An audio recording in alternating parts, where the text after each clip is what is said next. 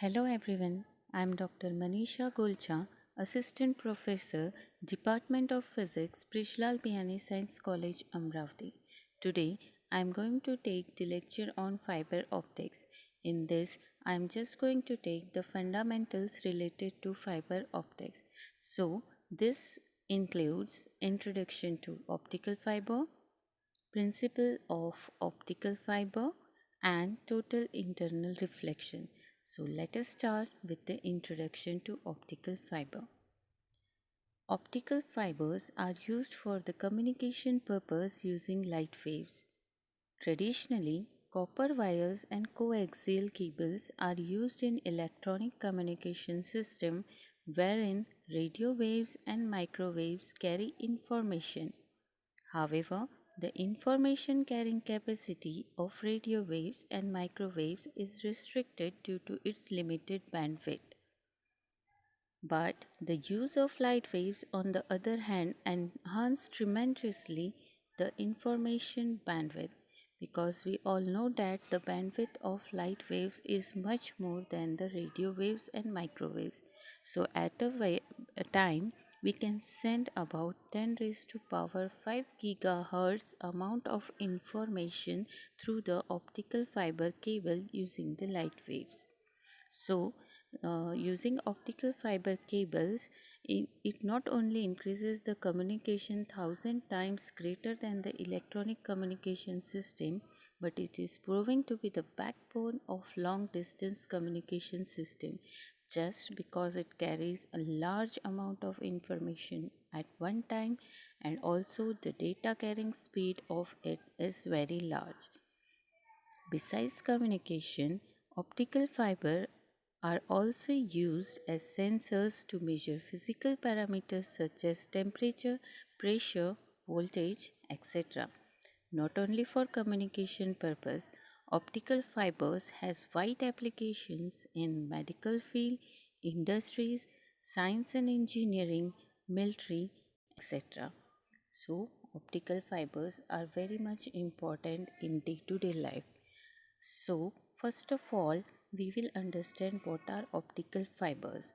So, optical fibers are thin glass or plastic conduits as thin as human hair, designed to guide light waves along their length. So, we can see that optical fibers are very thin in dimension, and through optical fiber the data can be transferred from one point to another using the light waves. Now we will see the principle of working of optical fiber. So the optical fiber works on the principle of total internal reflection. What is total internal reflection and when it happens, that we will see in details. So when light enters at one end of the fiber, it undergoes successive total internal reflections from the side walls and travels down the length of the fiber along zigzag path. So you can see in the diagram that light enters from the one end, it undergoes successive multiple internal reflections from the walls of the cable and then emerges out of the other end. We will see how this happens or what is the reason or how the total internal reflection takes place. So, what is total internal reflection? Total internal reflection is defined as the complete reflection of light ray at the boundary of two media when the ray is in the medium with greater refractive index. The total internal reflection occurs when the following two conditions are satisfied. The light must travel from optically denser medium towards the less optically denser medium, and second condition which is important is that the angle of incidence must be greater than critical angle. So remember two things. If you want total internal reflection, the light must travel from denser medium to rarer medium, and the second important thing is that the angle of the incidence should be greater than the critical angle. Now we will see it diagrammatically. So what happens in total internal reflection? So see in the diagram, Let we consider the two mediums. Let n1 is the refractive index of denser medium and n2 is the refractive index of rarer medium. Suppose we are saying that, or according to our condition, n1 is greater than n2, that is refractive index of medium n1 is greater than the refractive index of medium n2. Let theta I be the angle of incidence and phi c be the critical angle. Now we will see one by one what happens. Suppose the angle of incidence is 0 to the normal, or you can say that it is perpendicular to the interface of two medium. Then what happens? You can see here that because of this the light will be transmitted completely into the other medium. Okay, now consider the second condition. Let we increase the angle. Now because of increasing the angle of incidence, some amount of light will be reflected while the maximum part of it will be refracted into the rarer medium. You can see that because of that what happens is that the light refracted light moves away from the uh, normal. Okay, now again if we increase the angle of incidence, then what happens? The angle of refracted ray will go on increasing, or it will be moving away from the normal.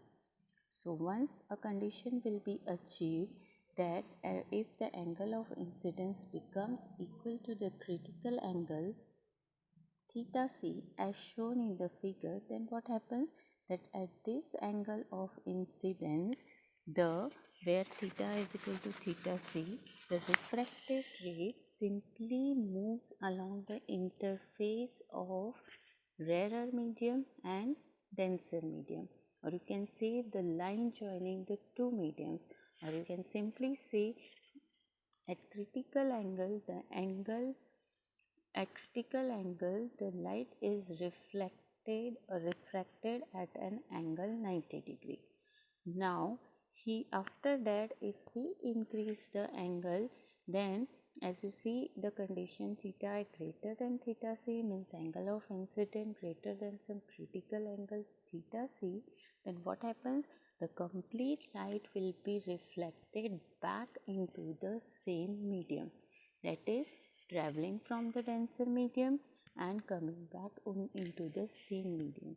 This is nothing but total internal reflection. Okay, so for total internal reflection the angle of incidence must be greater than critical angle. Okay, so if you want to define critical angle, so what is critical angle?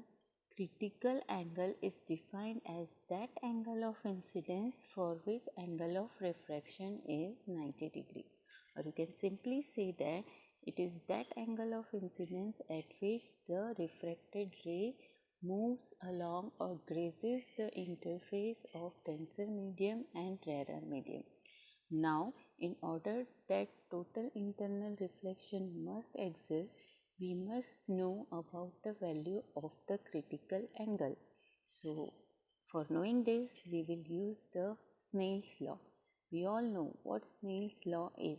Yes, it is sine of angle of incidence upon sine of angle of refraction is equal to n2 upon n1, where n2 is the refractive index of rarer medium and n1 is the refractive index of denser medium.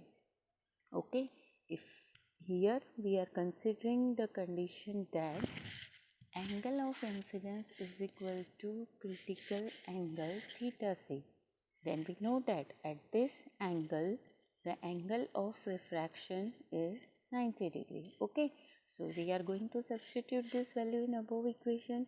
So sin I upon sine of 90, that is the angle of refraction, is equal to n2 upon n1, and we all know that sin 90 is equal to 1.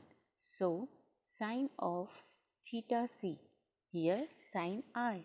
I is nothing but equal to theta c. So we can replace I by theta c. So sin of theta c is equal to n2 upon n1. So using this formula, we can find out the critical angle, which you can easily solve mathematically as theta c is equal to sin inverse of n2 upon n1, and knowing this critical value, you can know at which angle the total internal reflection will occur. So this is all about total internal reflection. So just summarize what we learned in this lecture. We learned what is the basics or fundamentals of the optical fiber, why optical fiber is important. We also studied about the principle of working of the optical fiber. What is that? That it works on the principle of total internal reflection. Then we also understood or learned what total internal reflection is. Yes, students, when will the total internal reflection take place? So, two conditions are necessary for total internal reflection. First is that light must travel from denser medium to rarer medium. And second condition necessary in order to achieve total internal reflection is that, yes, what? That the angle of incidence must be greater than critical angle. So if these conditions are encountered, then surely the light will be reflected back into the same medium and we will get the total internal reflection, and this total internal reflection forms the basis of optical fiber. In next lecture, we will learn about the fundamentals, constructions of the optical fiber, types of optical fiber. Till then, thank you.